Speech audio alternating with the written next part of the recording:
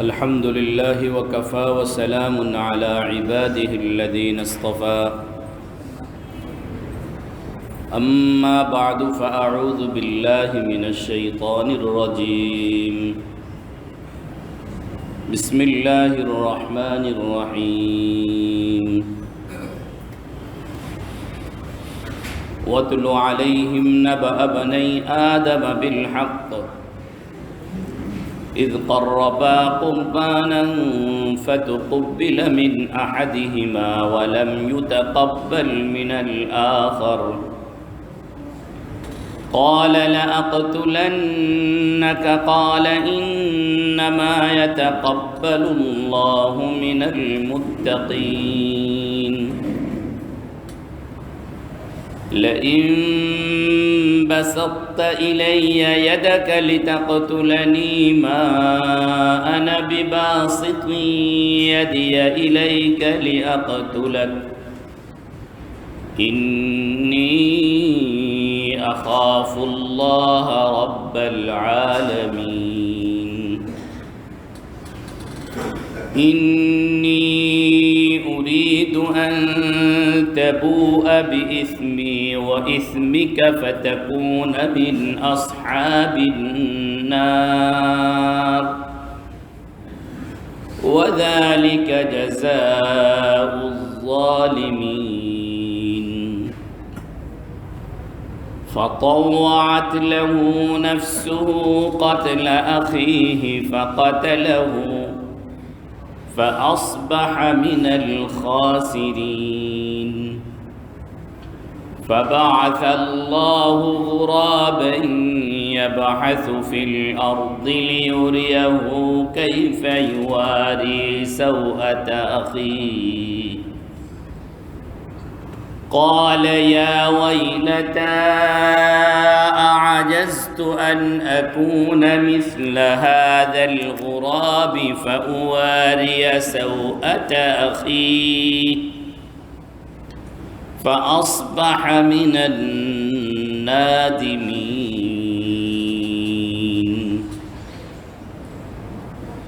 صدق الله مولانا العظيم وصدق رسوله النبي الكريم ونحن على ذلك من الشاهدين والشاكرين والحمد لله رب العالمين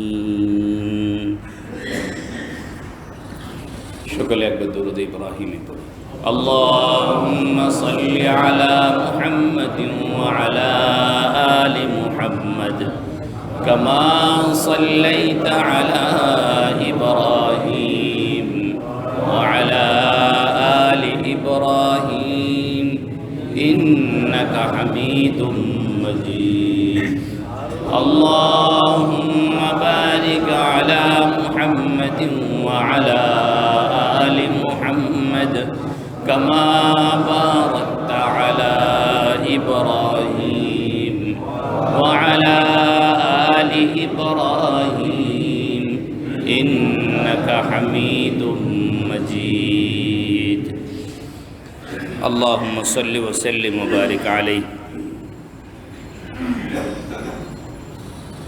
الحمد لله ثم الحمد لله আল্লাহ রব্বুল আলমিনের অগণিত শুকরিয়া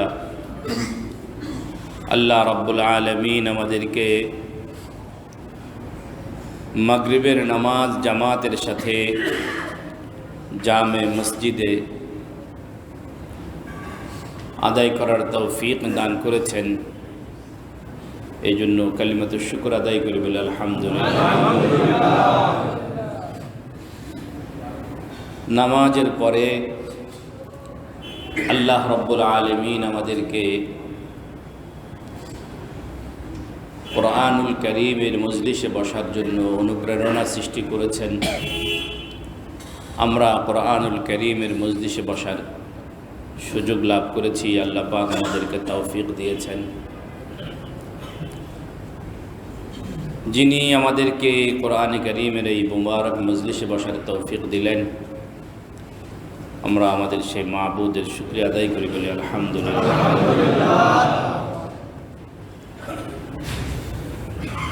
বর্তমান এখন এই মুহূর্তে আমরা ফেরেশতাদের বেষ্টনীর মধ্যে রয়েছি, ফেরেশতাদের মজলিসে রয়েছি। আল্লাহ পাক রব্বুল আলামিনের রহমতের সামিয়ানার নিচে রয়েছে। এজন্য দিলে দিলে দোয়া করতে থাকি আল্লাহর কাছে, আল্লাহ যেন হক কথাগুলো জবান থেকে বের করে দেন। হক কথাগুলো বের হওয়ার পরে আমাদেরকে গ্রহণ করার, কবুল করার তৌফিক দান, এবং আমাদের বাস্তব জীবনে সেগুলোকে আমলে, কাজে পরিণত করার তৌফিক যেন আল্লাহ পাক আমাদেরকে দান করেন। না হক কথা যেন, ভুল কথা যেন আল্লাহ জবান থেকে বের না করে। আল্লাহ সূরা মাইদা এর ২৭ নম্বর আয়াত থেকে ৩১ নম্বর আয়াত পর্যন্ত তিলাওয়াত করেছি। এই আয়াতগুলোতে আদম আলা নবিয়িনা আলাইহিস সালাতু ওয়াস সালামের দুই সন্তান হাবিল এবং কাবিল, এনাদের ঘটনা আলোচিত হয়েছে। মূল ঘটনায় যাওয়ার আগে আমাদের গত সপ্তাহের যে আলোচনা ছিল সেখানে কিছু কথা সংযোজন করা সঙ্গত মনে করছি। সেই হিসাবে আগের কথার সাথে কিছু কথা যোগ করার উদ্দেশ্যে কিছু কথা বলছি। আল্লাহ রাব্বুল আলামিন বনি ইসরাইলের হঠকারিতার কারণে তাদের উপরে শামে প্রবেশ করাটাকে ৪০ বছরের জন্য মুলতবি করে দিলেন।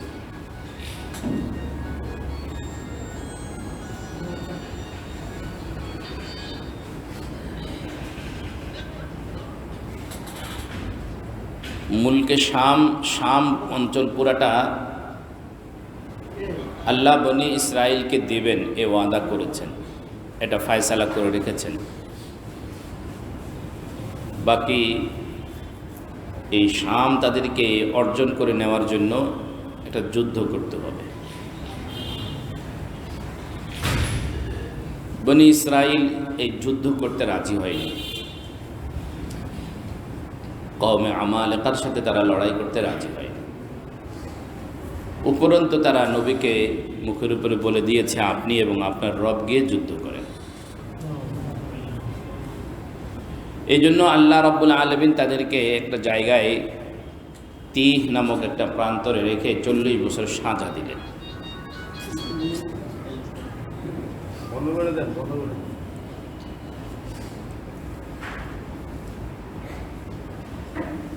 এই সময়ের মধ্যে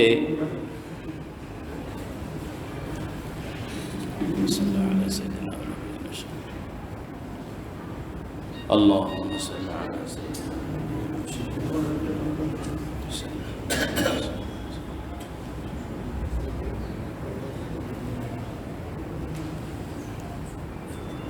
এই মাঠে তখন তারা ঘুরতেছিল। এর মধ্যে আলোচনা আমরা করেছি, হযরত মুসা আলাইহিস সালামের ভাই হারুন আলাইহিস সালাম ইতিমধ্যে কি করেছেন? ইন্তেকাল করেছেন।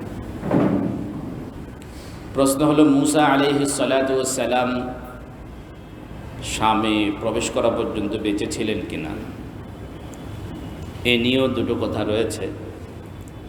একটা তো হলো মুসা আলাইহিস সালাম বেঁচে ছিলেন, তিনি প্রবেশ করেছেন, কিন্তু আরেকটা মত হলো যে না, তিনিও ইন্তেকাল করেছেন ওই শামে প্রবেশ করার আগেই। মুসা আলা নবিয়িনা আলাইহিস সালাতু ওয়াস সালামের মৃত্যু নিয়ে কয়েকটা বর্ণনা রয়েছে।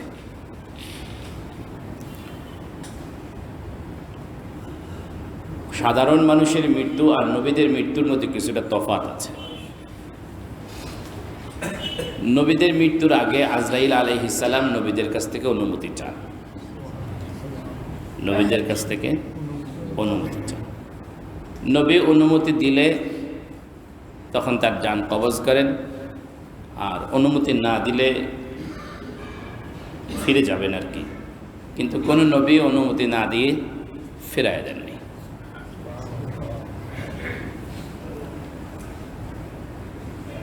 নবীদের এই মৃত্যুর মধ্যে বিশেষ করে আমাদের প্যারা নবী সাল্লাল্লাহু আলাইহি ওয়াসাল্লাম, নবীজি সাল্লাল্লাহু আলাইহি ওয়াসাল্লামের ইন্তিকালের ঠিক আগ মুহূর্তে প্রথমে জিবরাইল আলাইহিস সালাম আসছেন, এসে নবীজির সাথে কথা বলতেছেন। নবীজিকে বললেন যে ইয়া রাসূলুল্লাহ, আজরাইল আলাইহিস সালাম বাইরে দাঁড়ানো আছে, আপনি অনুমতি দিলে ভিতরে প্রবেশ করুন। নবীজি অনুমতি দিলেন। আজরাইল আলাইহিস সালাম বললেন, আপনার রূহ কবজ করতে চাই, আল্লাহর কাছে নিতে চাই।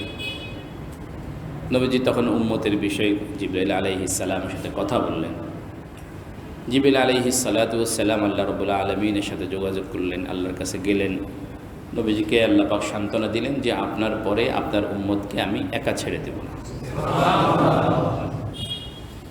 নবীজি শান্ত হলেন।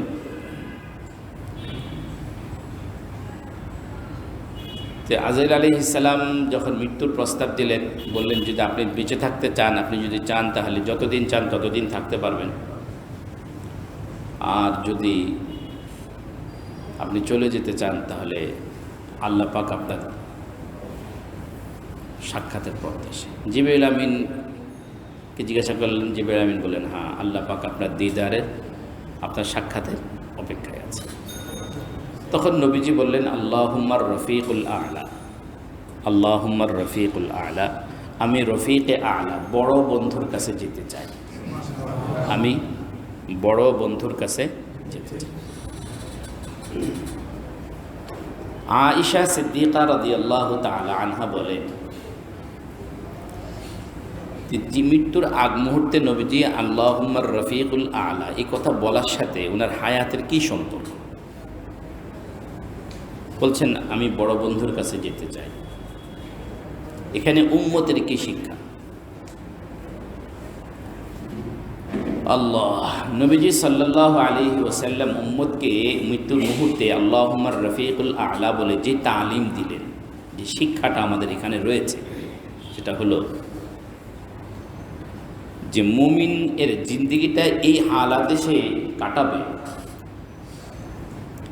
যে মৃত্যুর সময় যখন তার আসবে, সে দুনিয়ার বন্ধু নয়, আল্লাহকে পাওয়ার জন্য সে উদ্গ্রীব থাকবে।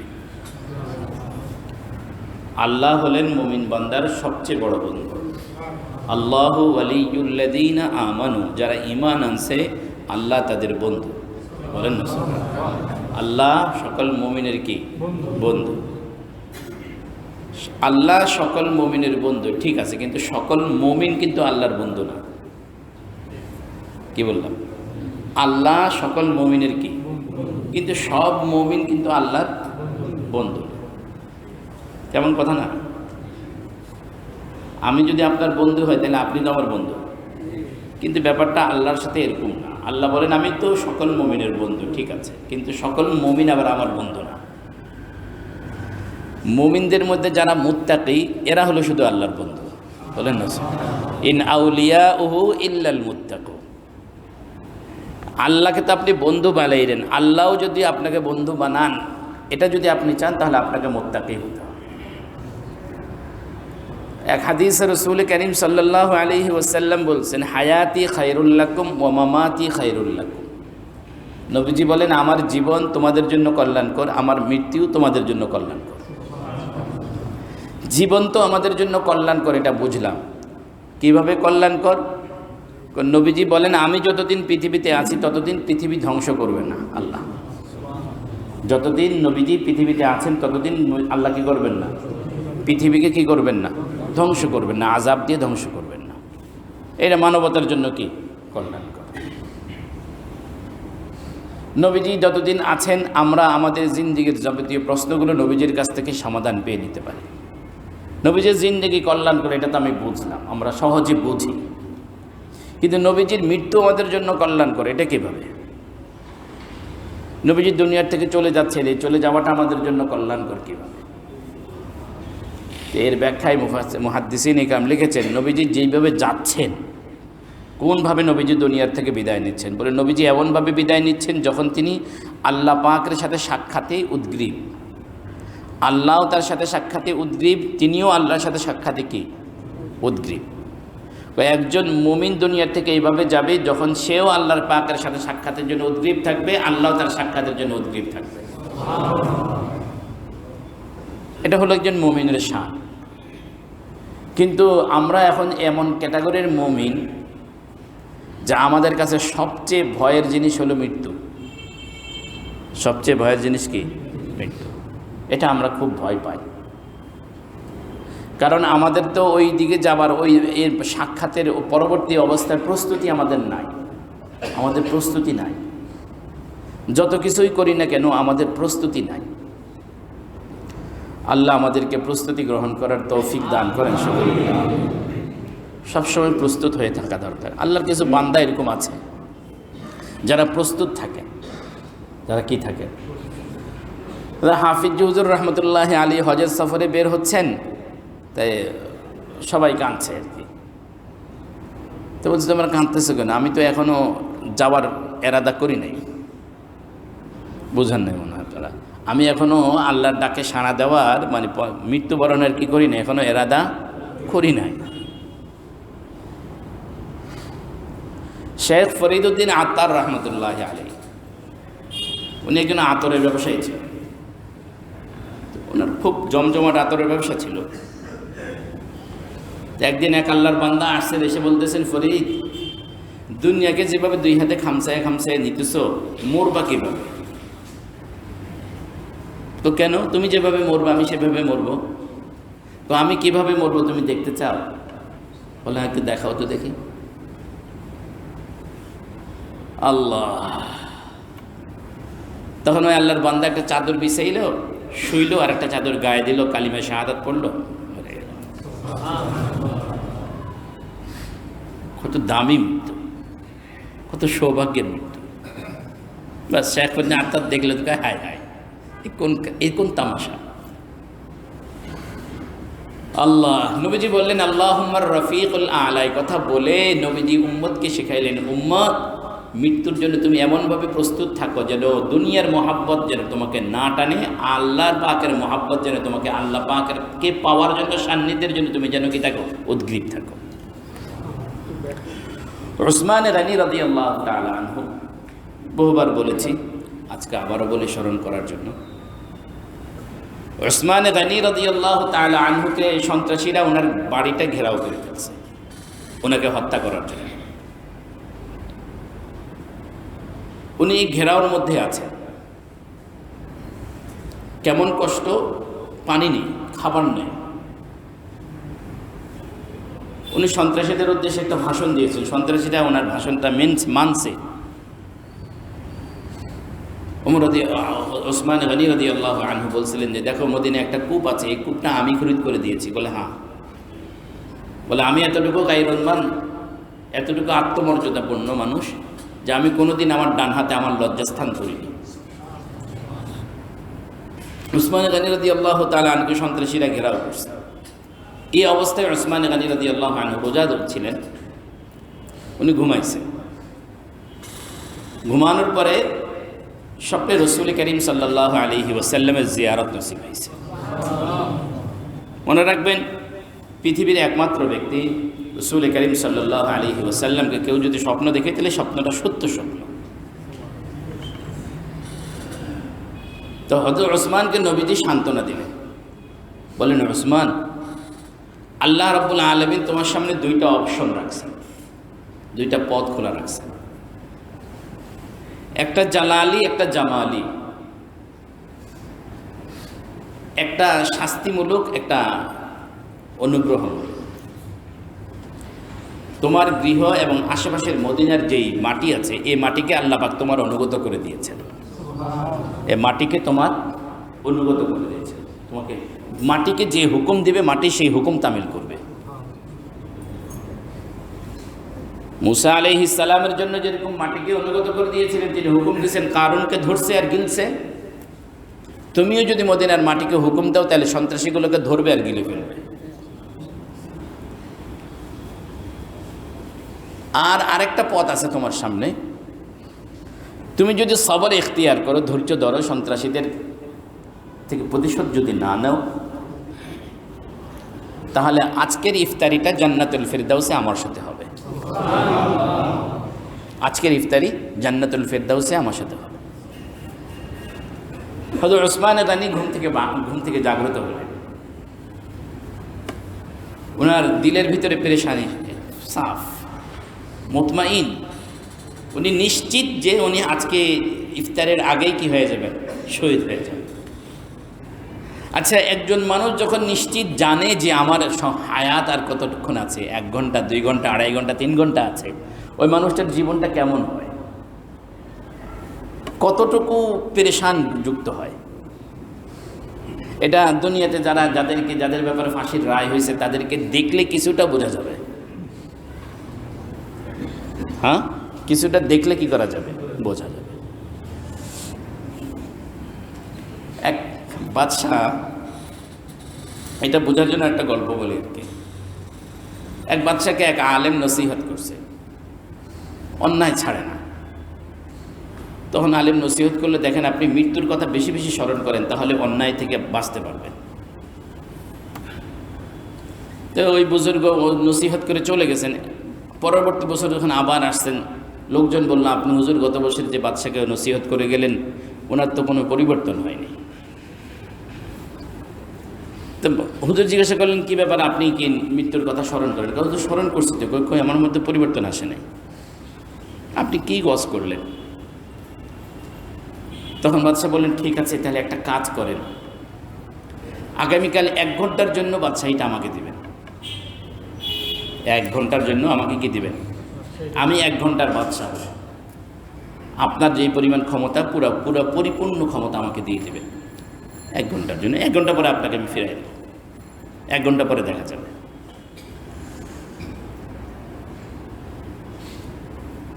বাদশাহ বলে, ঠিক আছে। এখন আল্লাহর ওলি বুজুর্গ 1 ঘন্টার জন্য বাদশাহ হয়েছে। বাদশাহ হওয়ার পরে যে হুকুম সর্বপ্রথম জারি করছেন, আগের বাদশাকে ধরো, ওনাকে লটকাও, ফাঁসি দাও। কে দাও? ফাঁসি দাও।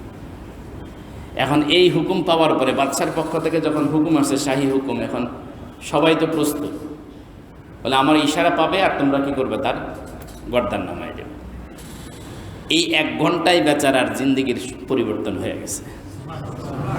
আকসিরু যিকরা হাদিমিল লাযাতিল মাউত, তোমরা বেশি বেশি ওই জিনিসটাকে স্মরণ করো যেটা দুনিয়ার সমস্ত স্বাদ আহ্লাদকে মিটাইয়া দেয়। এই 1 ঘন্টা বাদশাদের মৃত্যুকে স্মরণ করছে, আর এতদিন সারা জীবন যে স্মরণ করছে, কি পরিমাণ তফাৎ! আসমান জমিন বললে শেষ হবে। এখন এই 1 ঘন্টা সে মৃত্যুকে সত্যিকার অর্থে স্মরণ করছে। এটা হল মৃত্যু, এমন এক জিনিস। আল্লাহ, পৃথিবীর কত মানুষ মৃত্যু থেকে বাঁচার জন্য কত রকম ফন্দি করে, কত রকম ফন্দি করে। এক বিজ্ঞানী, নামটা তো এই মুহূর্তে ধ্যান থেকে চলে গেল, আল্লাহ, উনি আল্লাহ রাব্বুল আলামিনকে জিজ্ঞাসা করছে, আল্লাহ আমি মরমু কবে? কিতাবে আছে ঘটনা। তা আল্লাহ বললেন অমুক দিন অতটা বাজে, মনে করেন বললেন শুক্রবার দিন বিকাল 3টায় তুমি মারা যাবে।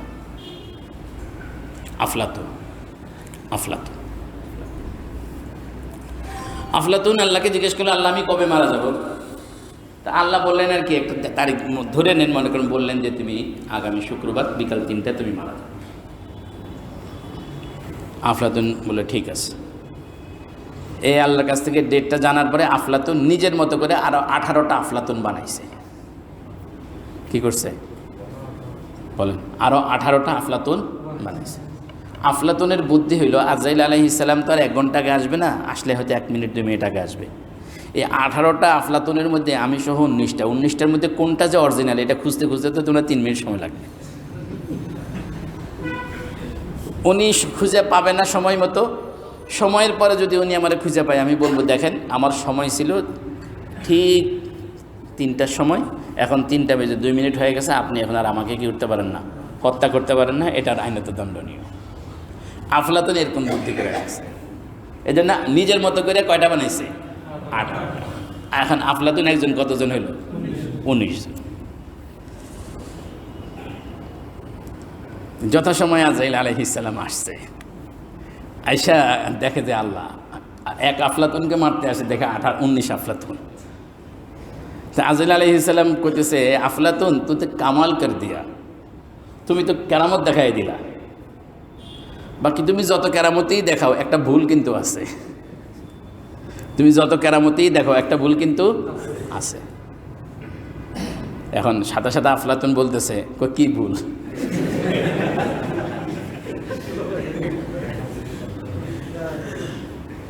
কি কলি? এইটাই ভুল।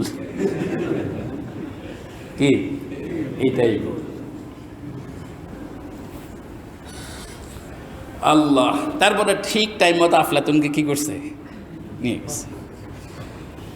তো বলতেছিলাম মৃত্যু এটার জন্য প্রস্তুতি থাকা। তো উসমান গনি রাদিয়াল্লাহু তাআলা আনহু সকালবেলায় সুসংবাদ পেয়ে গেলেন যে কি আজকের ইফতার কোথায় হবে? তাই আল্লাহ রাব্বুল আলামিনের সাথে, আল্লাহর হাবিবের সাথে মোলাকাত পাওয়ার জন্য কি পরিমাণ উদ্গ্রীব ছিলেন। আলী রাদিয়াল্লাহু আনহু ওনার কাছে প্রস্তাব পাঠাইলেন যে ওসমান, আপনি অনুমতি দিলে সন্ত্রাসীদের বিরুদ্ধে আমরা কি করব, অ্যাকশনে যাব। ওসমান রাদিয়াল্লাহু আনহু বললেন, দেখো আমি চাই না আমার কারণে মদিনায় রক্তপাত ঘটুক, আমি চাই না আমার কারণে মদিনায় রক্তপাত ঘটুক। এরপর বললেন যে তোমরা চিন্তা করা দরকার নেই, আল্লাহ পাক আমার শাহাদাত মঞ্জুর করেছেন, আজকের ইফতারি রাসূলুল্লাহ সাল্লাল্লাহু আলাইহি সাল্লামের সাথে হবে, জান্নাতুল ফিরদাউসে হবে। ঠিকই মাসরের পরে ইফতারের আগে সন্ত্রাসীরা ওয়াল টপকে ওনার ঘরে ঢুকছে, উনি কোরআন শরীফ তেলাওয়াত করতেছিলেন, এই অবস্থায় ওনার বুকের মধ্যে পাট দিছে, ওই অবস্থায় তিনি ফিনকি দিয়ে রক্ত বের হয়েছে, কোরআন শরীফ সামনে ছিল, রক্ত এসে কোরআন শরীফের পড়ছে, উনি এসে কোরআন শরীফের মধ্যে পড়ে গেছেন।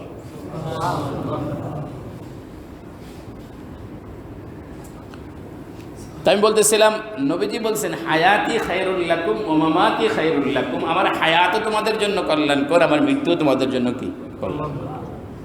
এইভাবে নবীদের মৃত্যু কল্যাণকর হয়।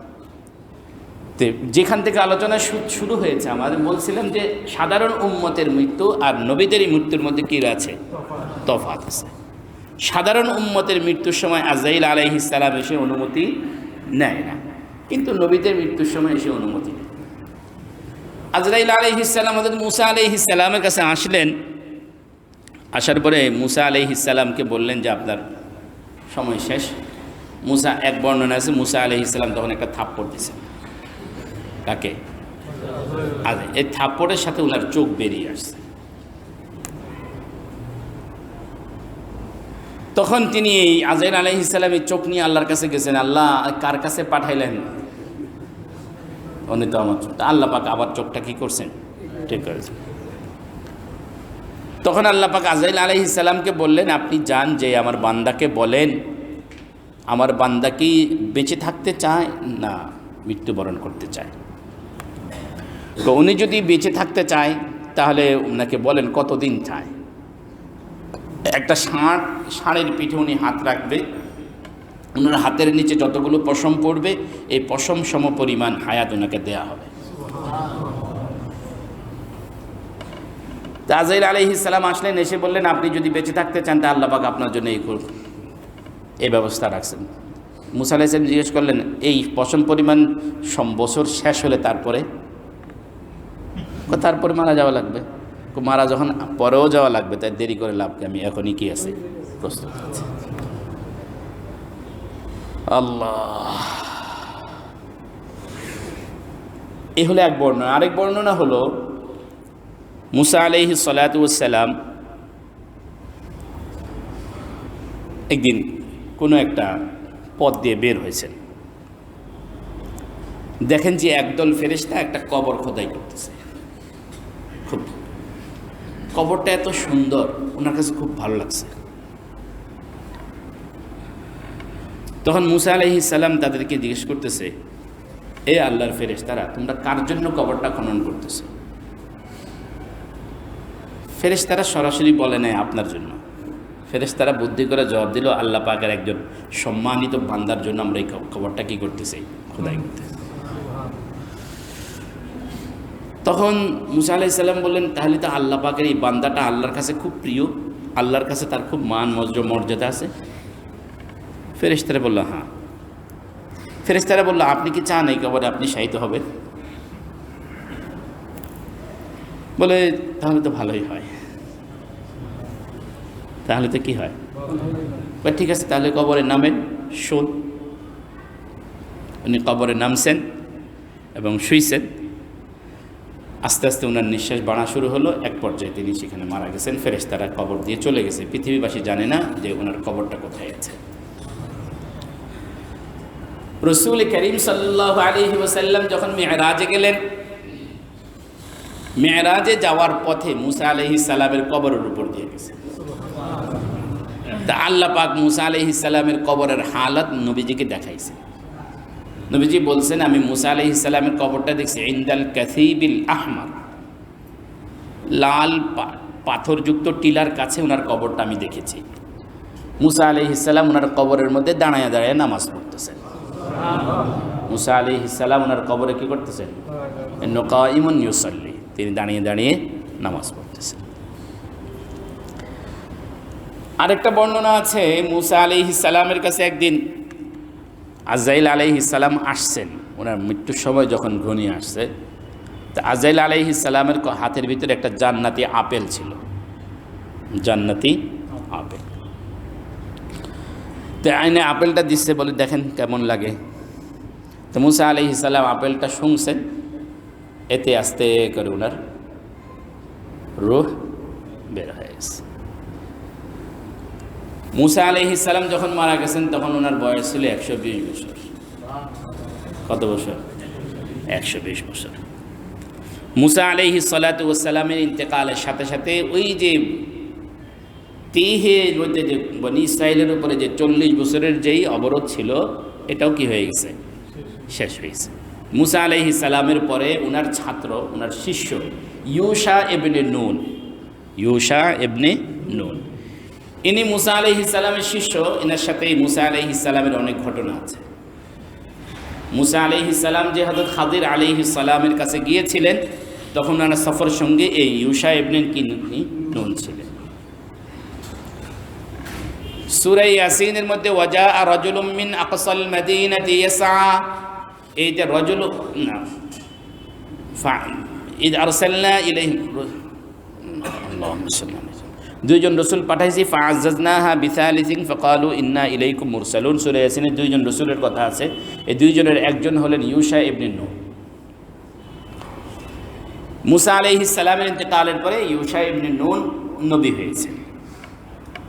তো ইউশা ইবনে নুন নবী হওয়ার পরে আল্লাহ পাক রব্বুল আলামিন ইউশা ইবনে নুনকে নির্দেশ দিয়েছেন যে 40 বছর অতিবাহিত হয়েছে এবং যে বনি ইসরাইলগুলো ইযহাব আনতা ওয়া রাব্বুকা ফাকাতিলা ইন্না হাহুনা কাঈদুন বলেছিল, এরাও সবাই মরে শেষ হয়েছে, এখন প্রজন্ম নতুন, এদেরকে নিয়ে আপনি যান। তো ইউশা ইবনে নুন বনি ইসরাইলের এই নবপ্রজন্মকে নিয়ে শামে আসলেন। এই শামটাকে 6 মাস অবরোধ করলেন। 6 মাস পর্যন্ত কি করে রাখলেন? অবরোধ করলেন। এখানে যে জাতি বসবাস করত, এদের নাম ছিল আমালেকা, এবং হেজা ছিল আদ নামক এক ব্যক্তির বংশধর। আদ, এই লোক ছিল নূহ আলাইহিস সালামের ছেলে সামের বংশধর। আদ একজন ব্যক্তির নাম ছিল, পরবর্তীতে পুরো একটা জাতির নাম হয়ে গেছে আদ। আল্লাহ পাক রব্বুল আলামিন বলেন, আল্লাতী লাম ইউখলাক মিসলুহা ফিল বিলাদ, বলে এদেরকে আল্লাহ পাক এত বেশি শারীরিক শক্তি দিয়ে সৃষ্টি করছিলেন, তাদের মতো এরকম কাউকে আর আল্লাহ আর সৃষ্টি করেন নাই। এদের মতো আর কাউকে আল্লাহ পাক কি করেন নাই? সৃষ্টি করেন নাই। তাফসীরে কাবীরের মধ্যে আছে, এরা প্রায় 40 হাত লম্বা ছিল। কয় হাত? 40 হাত লম্বা ছিল।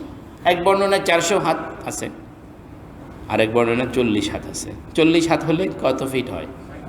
60 ফিট, মানে 6 তলা সম পরিমাণ লম্বা। এত বড় বড় ছিল। এদের মতো আল্লাহ কাউকে বানায় না, এরা খুব শক্তিশালী ছিল। এরা কি পরিমাণ শক্তিশালী ছিল, এরা যখন যুদ্ধ করত তখন এরা পাথরের বড় বড় এরকম চটান, পাথরের বড় বড় চটান, এটাকে এভাবে ধরতো, ধরে উঠাইতো, উঠাইয়া এভাবে মারত। মারলে এটার নিচে পড়া বনি ইসরাইল মনে করেন 15-20 জন একসাথে শেষ। এই পরিমাণ শক্তিশালী ছিল। ইউশা ইবনে নুনকে আল্লাহ পাক ওয়াদা দিলেন যে শাম আপনাদের বিজয় হবে। ইউশা ইবনে নুন বনি ইসরাইলকে নিয়ে শাম কি করলেন? অবরোধ করলেন। অবরোধ করার মধ্যে এর মধ্যে 6 মাস পার হয়ে গেছে। 7ম মাস যখন শুরু হয়েছে তখন পুরা বনি ইসরাইলের 12টা কবিলা সবাই একসাথে শামের উপরে আক্রমণ চালাইছে। সিংহায় ফুঁ দিল, যুদ্ধের নাকাড়া বেজে উঠল এবং সবাই একসাথে কি করছেন? দেওয়ার পরে শামের যেই বুরুজ ছিল এটা ভেঙে গেছে, গেট ভেঙে গেছে। গেট প্রতিরক্ষা দেয়াল ভেঙে বনি ইসরাইল ভিতরে ঢুকছে। ঢুকে 7-8 জনে কয়েকজনে মিলে একটা আমালেকা ধরতো, এটাকে কোনো রকম বসে গলার উপরে বসে আবার সবাই মিলে ধরে এটা জবাই করত। এভাবে এই আক্রমণটা যেদিন করে সেদিন ছিল শুক্রবার। তো এই দিনে আল্লাহ পাক শাম বনি ইসরাইলকে দিয়ে দেবেন এরকম এই মর্মে ওয়াদা ছিল। কিন্তু যুদ্ধ শেষ হয়ে এখনও আমালেকা পুরা শেষ হয় নাই, আরও কিছু রয়ে গেছে। সূর্য ডুবে যায়, শনিবারের রাত চলে আসতেছে। তো এই অবস্থায় তখন ইউশা ইবনে নুন আল্লাহকে বললেন, আল্লাহ দিনটাকে আর একটু লম্বা করে দেন, সূর্যটাকে ঠেকায় দেন। সূর্যটাকে কি করে দেন? ঠেকায়।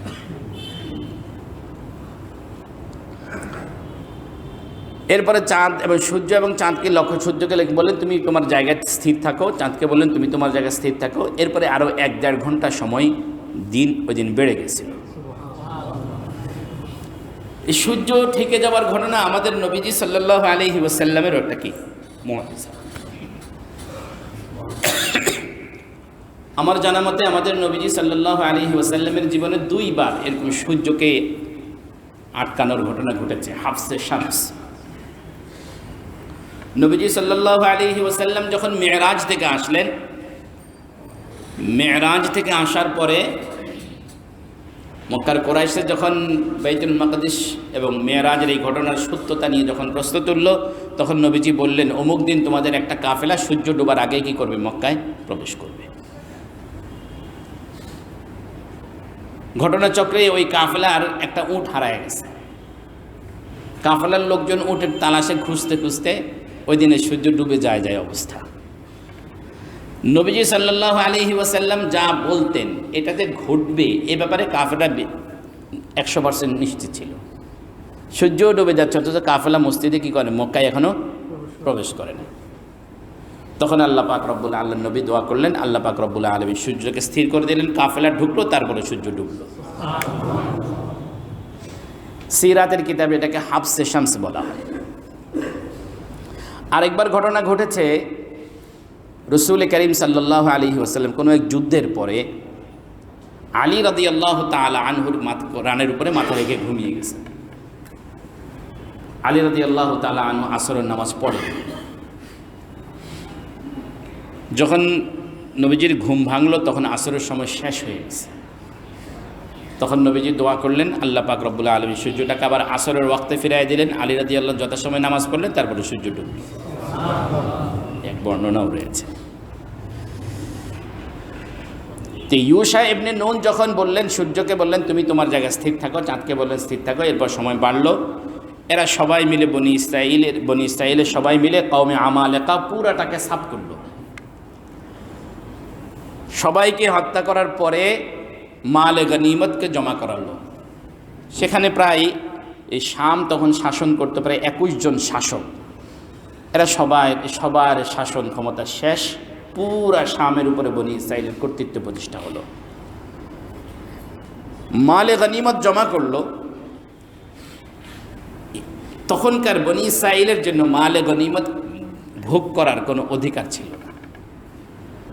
নবীজি সাল্লাল্লাহু আলাইহি ওয়াসাল্লাম বলেন, ফুদ্দিলতু আলাল আমবিয়াই বিসিত্তিন, আল্লাহ আমাকে অন্যান্য নবীদের উপরে 6টা বিষয়ে শ্রেষ্ঠত্ব দিয়েছে। 6টা বিষয় কি দিয়েছে?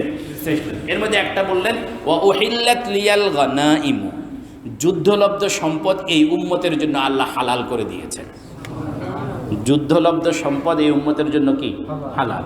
এটা বনি ইসরায়েলের জন্য কি ছিল না? হালাল ছিল না। বনি ইসরায়েল কওমে আমালেকার কাছ থেকে পাওয়া সমস্ত সম্পদগুলো এক জায়গায় জমা করছে। তখন এই যুদ্ধলব্ধ সম্পদ কি করত? আকাশ থেকে একটা আগুন আসতো, এসে জ্বালায় দিত। এরা সমস্ত সম্পদগুলো জমা করছে, কিন্তু আকাশ থেকে আগুন আসে না, জ্বালায় না। ইউশা ইবনে নুন জিজ্ঞেস আল্লাহকে বললেন, আল্লাহ এই কী খবর? তখন আল্লাহ বললেন, তোমাদের মধ্যে এক লোক এই গনিমতের মাল চুরি করছে। এক লোক কি করছে? গনিমতের মাল চুরি করছে। তখন এখন কে চুরি করছে কিভাবে বুঝবো? ঘোষণা করলে তার কেউ চোর কে আর এত বদর আওয়াজ শুনে? চোরে তো ধর্মের কাহিনী শুনে না। আল্লাহ, তখন আল্লাহ পাক ইউশা ইবনে নুনকে বললেন, একটা কাজ করো, তুমি সবার কাছ থেকে বাইআত গ্রহণ করো। কি গ্রহণ করো? বাইআত গ্রহণ করো। আল্লাহ, বাইআত কি জিনিস? বাইআত হলো হাতে হাত রেখে কিছু বিষয়ে ওয়াদা করা, কিছু বিষয়ে অঙ্গীকার করা, কিছু বিষয়ে কি করা? অঙ্গীকার করা। রসুল করিম সাল্লাল্লাহু আলাইহি ওয়াসাল্লামও কি করেছেন? বাইআত গ্রহণ করেছেন। নবীজি সাল্লাল্লাহু আলাইহি ওয়াসাল্লাম এবং সাহাবা ইকরামের জিন্দেগিতে যে বাইআতগুলো, এগুলো আমি আমার জানা মতে, আমার পড়া মতে দুই রকম। আমার পড়া মতে কয় রকম? দুই রকম। ব্যতিক্রম মত কারো থাকতে পারে, আমি আমারটা বলছি, এবং গ্রহণ আপনাদেরকে করতে হবে এটাও নয়। বাকি আপনারা শিক্ষিত মানুষ, বুদ্ধিমান মানুষ বুঝবেন। নবীজির একটা বাইআত ছিল জিহাদের জন্য, রাষ্ট্রীয় কাজের জন্য। আরেক ধরনের নবীজি বাইআত গ্রহণ করতেন, সেটা হলো অন্যায় কাজ না করার জন্য। কোরআনে কারীমের মধ্যে আছে, ইযা জাআকাল মুমিনাতু ইউবাইয়ুনাকা আলা আল্লা ইউশরিকনা বিল্লাহি শাইআন ওয়ালা ইয়াসরিকনা ওয়ালা ইয়াজনিনা ওয়ালা ইয়াকতুলনা ওয়ালা ইয়াতিনা বিবুহতানি ইফতারিনাহু বাইনা আইদিহিন। যে এরা শিরিক করবে না, এরা চুরি করবে না, এরা জিনা করবে না, এরা সন্তান হত্যা করবে না, এই সকল বিষয়ে আপনি কি বাইআত গ্রহণ করেন? এই সকল বিষয় আপনি কি করেন? বাইআত গ্রহণ করেন। নবীজি বাইআত গ্রহণ করতেন। বলেন তো এই বাইআতটা কি জিহাদের বাইআত?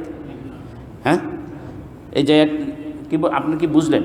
এটা কি জিহাদের বাইআত হইল নাকি আত্মশুদ্ধির বাইআত হইল? কথা বলেন, আত্মশুদ্ধির বাইআত হইল।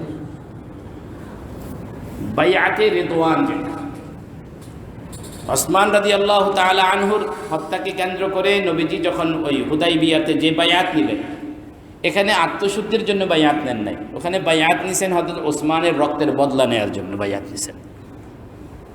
ওসমান রাদিয়াল্লাহু তাআলা রক্তের বদলা নেওয়ার জন্য কি নিছেন? এটা ছিল জিহাদের বাইআত। হযরত নবীজির ইন্তেকালের পরে হযরত আবু বকর সিদ্দিক রাদিয়াল্লাহু আনহু উম্মতের কাছ থেকে যেই বাইআত নিছেন, সেটা ছিল তার খিলাফতের বাইআত। আল্লাহ, এখানে আরেকটা কথা না বললে মনে হয় অসম্পূর্ণ থেকে যাবে। আমাদের অনেক স্কলার, আধুনিক অনেক বুদ্ধিজীবীরা এই বাইআতটাকে বানাইছেন ভোট।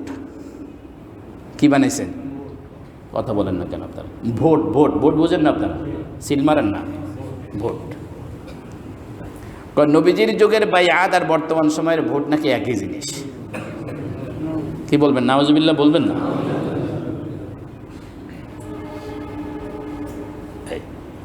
বলে তখনকার বাইআতের সিস্টেম আর এখনকার ভোটিং সিস্টেম পরিবর্তন, কিন্তু জিনিস এক। আল্লাহ আমাদেরকে এই জাতীয় শিক্ষিতদের থেকে হেফাজত করেন। বর্তমান সময়ে হক্কানি উলামা ইকরাম, মানে হক্কানি পীর বুজুর্গ মুরিদের কাছ থেকে যে বাইআত নেয়, সেটা হলো নবীজির ওই বাইআত, নবীজির যেই বাইআতটা উম্মতের কাছ থেকে আত্মশুদ্ধির জন্য গ্রহণ করতেন, সেই বাইআত। কিন্তু আমাদের বুদ্ধি বেশি হওয়ার কারণে আমরা এটার চোখে দেখি না। এই জন্য অনেকেই প্রশ্ন করে, হুজুরা বাইআত পাইল কই, পীর সাহেবরা বাইআত পাইল কই? মনে রাখেন, এই পীর মুরিদি লাইনে কিছু ভেজাল ঢুকে গেছে, ঢুকিয়ে দেওয়া হয়েছে, কিছু ভেজাল ঢুকিয়ে দেওয়া হয়েছে।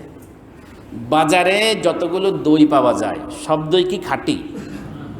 কথা বলেন না কেন? কিছু ভেজাল দই আছে না? কি খাঁটি দই বেশি না ভেজাল বেশি? ভেজাল দেয়। তারপরেও কি মানুষ কি দই কেনা বন্ধ করে দিচ্ছে? দই কেনা কি করে নাই? বন্ধ করে নাই। বাজারে মাছে গেলে মাছে ফরমালিন আছে, ফরমালিন ছাড়াও আছে, বাকি ফরমালিনওয়ালা বেশি। এই কারণে আমরা এখনো মাছ খাওয়া বন্ধ করি নাই। দুনিয়ার সব কিছুর মধ্যে আমাদের হিসাব ঠিক আছে, কিন্তু দিনের ব্যাপার আসলে তখন আমাদের হিসাব কয় এত বেজাল, দুধ তোর পীর বাদ দে, হুজুরদের কাছে যাওয়াই বাদ দে। আমরা নিজেরা এখন কি করা শুরু করি? নিজেরাই এখন গবেষণা করা শুরু করি, নিজেরাই এখন গবেষণা। এখন আপনারা নিজেরা গবেষক হয়ে গেছেন। গবেষণা তো অন্য কোনো বিষয় নিয়ে করেন না, করেন হলো কোরআন হাদিস নিয়ে গবেষণা। গবেষণা কোন বিষয়ে শুরু হয়েছে আপনাদের? কথা আমি মনে ভুল বলতেছি নাকি? আপনারা কোরআন হাদিস নিয়ে গবেষণা শুরু করছেন, অথচ যে বিষয়ে গবেষণা করছেন এই বিষয়ে গবেষণা করার মতো যোগ্যতা নাই। বলেন, গবেষণা একটা সাবজেক্ট আমাদের লেখাপড়ার জগতে আছে না নাই? আছে। কে করে গবেষণা? কৃষক নাকি বাসের ড্রাইভার? কে করে গবেষণা? যিনি গবেষণা করেন উনি এর আগে কত বছর পড়েন জানেন? যদি আপনি প্লে, নার্সারি, কেজি, এরপরে প্রাইমারিতে 5 বছর, কয় বছর হলো? 8 বছর। প্রাইমারি শেষ হওয়ার পরে প্রাইমারি থেকে নিয়ে মেট্রিক পর্যন্ত আরও 5 বছর, কয় বছর হলো? 13 বছর। মেট্রিক পাস করার পরে ইন্টারে 2 বছর, কত বছর? 15 বছর। এরপরে অনার্সে 4 বছর, কত বছর হলো? অনার্সের পরে মাস্টার্সে 1 বছর, 20 বছর পরে উনি এমফিল করেন 2 বছর। এমফিল করার পরে তারপরে গিয়ে উনি ডক্টরেট থিসিস করেন।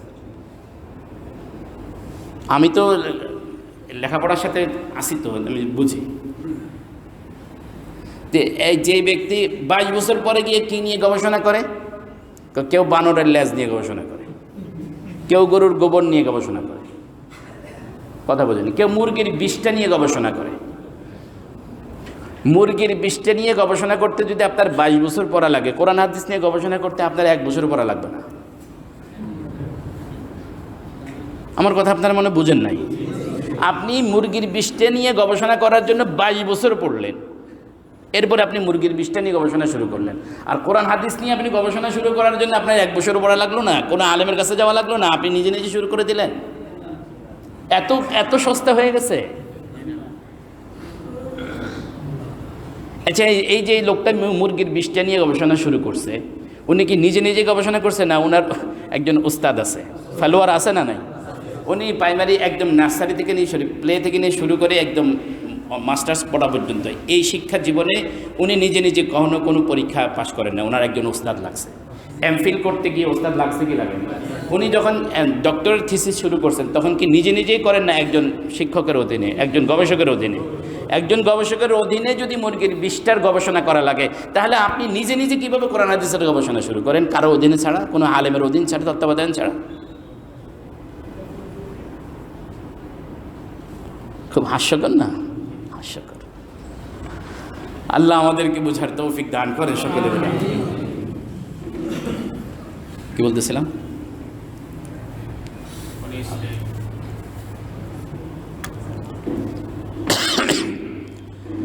আমাদের এই উম্মতের জন্য আল্লাহ পাক রব্বুল আলামিন মালে গনিমতকে ভোগ করা, খাওয়া সহজ করে দিয়েছেন, জায়েজ করে দিয়েছেন। বনি ইসরাইলের জন্য কি ছিল না? জায়েজ ছিল না। তো এখন এই যে লোকটা চুরি করছে, এই চোর ধরার জন্য আল্লাহ পাক ইউশা ইবনে নুনকে একটা পলিসি দিলেন, বললেন আপনি বাইআত গ্রহণ করেন। তো ইউশা ইবনে নুন বনি ইসরাইলের বাইআত নেওয়া শুরু করলেন। এখন যেই লোকটা চুরি করছে ওর লোকটার হাত ইউশা ইবনে নুনের হাতের সাথে আটকে গেছে, আর খুঁজে না, আর কি করে না, খোলেন। একজন আসে বাইআত গ্রহণ করে চলে যায়, আসে বাইআত গ্রহণ করে চলে যায়, কিন্তু চোর যে সে আসার পরে হাত ধরছে, লাগছে তো লাগছে, আর ছুটে না। তখন ইউশা ইবনে নুন বললেন তুমি চুরি করেছো, তোমার যেটা চুরি করছো সেটা নিয়ে আসো। তখন সে হীরা জহরত খচিত একটা মুকুট সে চুরি করছিল, গরুর মাথার মতো ছিল মুকুটটা। কিসের মতো? গরুর মাথার মতো একটা মুকুট ছিল, সেটা চুরি করছে। এই মুকুটটা নিয়ে এসে গনিমতের মালের মধ্যে রাখছে, সাথে তাকেও রাখছে, যে চুরি করছে তাকেও কি করছে, রাখার পরে আকাশ থেকে আগুন আসছে, ওই মালে গনিমতও জ্বালায় দিছে, ওই চোরকেও জ্বালায় দিছে। এরপরে পুরা আমালেকা পুরা শাম ক্লিয়ার হয়ে গেছে। এরপরে হযরত ইউশা ইবনে নুন বনি ইসরাইলের 27 বছর রাজত্ব করেছেন। কত বছর? হ্যাঁ, বনি ইসরাইলের নবীরা উম্মতকে শাসন করতেন, রাজত্ব করতেন। বনি ইসরাইলের নবীরা কি করতেন? উম্মতকে, তাদের অধীনস্থকে শাসন করতেন, ইনারা বাদশা থাকতেন। আর এখন আমরা আমাদের নেতা বানাইছি যে সংসদে একদিন একটা ভিডিও দেখাইলো, সংসদে দাঁড়ায় আমাদের এক নেত্রী পড়তেছেন, সংসদে দাঁড়ায় কি করতেছেন, এক নেত্রী উনি বাজেটে বক্তব্য পেশ করতেছেন দেখা দেখা। তা আমরা ছোটোকালে বাচ্চারা ওই ক্লাস 1-2 বাচ্চারা যেভাবে পড়ে, কথা আমি বুঝি না, এভাবে ধাক্কায় ধাক্কায় উনি কী করছে, হ্যাঁ এভাবে পড়তেছে। তো এরকম লোকদেরকে আমরা এখন কি বানাইছি, আমাদের নেতা বানাইছি। এই জন্য নবীজি সাল্লাল্লাহু আলাইহি ওয়াসাল্লাম বলেন, ইদা উসিদাল আমরু ইলা গায়রি আহলিহি ফান্তাজিরিস সাআ, যখন যে চেয়ারের উপযুক্ত নয় তাকে যদি সেই চেয়ারে বসাও তাহলে মনে রাখবা কিয়ামত কাছে হয়ে গেছে। মনে রাখতে হবে কি, মসজিদের সভাপতি হওয়ার যিনি যোগ্য নয় তাকে সভাপতি বানাইলেন, মাহফিলের সভাপতি হওয়ার যিনি যোগ্য নয় তাকে মাহফিলের সভাপতি বানাইলেন, স্কুলের যিনি সভাপতি হওয়ার যোগ্য নয় তাকে সভাপতি বানাইলেন, গ্রামের যিনি মাতবার হওয়ার যোগ্য নয় তাকেই মাতবার বানাইলেন। এক এলাকায় দেখছি একসময় সে রিক্সা চালাইতো এক লোক, এরপরে সেই রিক্সার গ্যারেজ দিছে, গ্যারেজে মিকারি করতো, মিকারির সাথে সাথে সে ধান ভাঙানোর মেশিন বসাইছে, এভাবে সে চলছে। হঠাৎ করে দেখলাম সেই মেম্বার। সে কি এতদিন পর্যন্ত যাদেরকে সে রিক্সা করে আনা নেওয়া করছে, ওরা এখন যাকে সালাম দেবে, মেম্বার সাহেব আসসালামু আলাইকুম। কথা বুঝেন নাই? তো যে লোকটার এত বড় যোগ্যতা, সে রিক্সা চালায়, সে এখন সমাজের কি সমাজপতি, সে এখন বিচার করে সমাজের। তাহলে এই জাতির অধপতন ঠেকাবে কি? আল্লাহ আমাদেরকে বুঝার তৌফিক দান করেন, সকলে বলেন। ইউশা ইবনে নুন পর্যন্ত, ইউশা ইবনে নুন বনি ইসরাইলকে সেখানে ঢোকার পরে 27 বছর রাজত্ব করার পরে তিনি মারা গেছেন। এই পর্যন্ত এই বনি ইসরাইলের ঘটনার আলোকে তাফসিরের কিতাবের মধ্যে মোটামুটি যা আলোচনা এসেছে তার সারসংক্ষেপ আপনাদের সামনে তুলে ধরা হলো। আল্লাহ রাব্বুল আলামিন যে কথাগুলো বললাম এগুলোর উপরে আমাদেরকে আমল করার তৌফিক দান করেন, বুঝার তৌফিক দান করেন। বাইআতের কথা যেহেতু আসছে, আমি আর একটা কথা আপনাদেরকে বলি, সেটা হলো আত্মশুদ্ধি করা। এটা খুব জরুরি। এটা কি খুব জরুরি? আমাদের অনেকের কাছে বিষয়টা অস্পষ্ট, আমাদের হাতে বেশি সময় নেই। আমরা যদি পরবর্তী আয়াতের আলোচনা শুরু করি শেষ করতে পারবো না। এই জন্য আরও 10 মিনিট আমি আপনাদেরকে এই বিষয়ে একটু কথা বলি।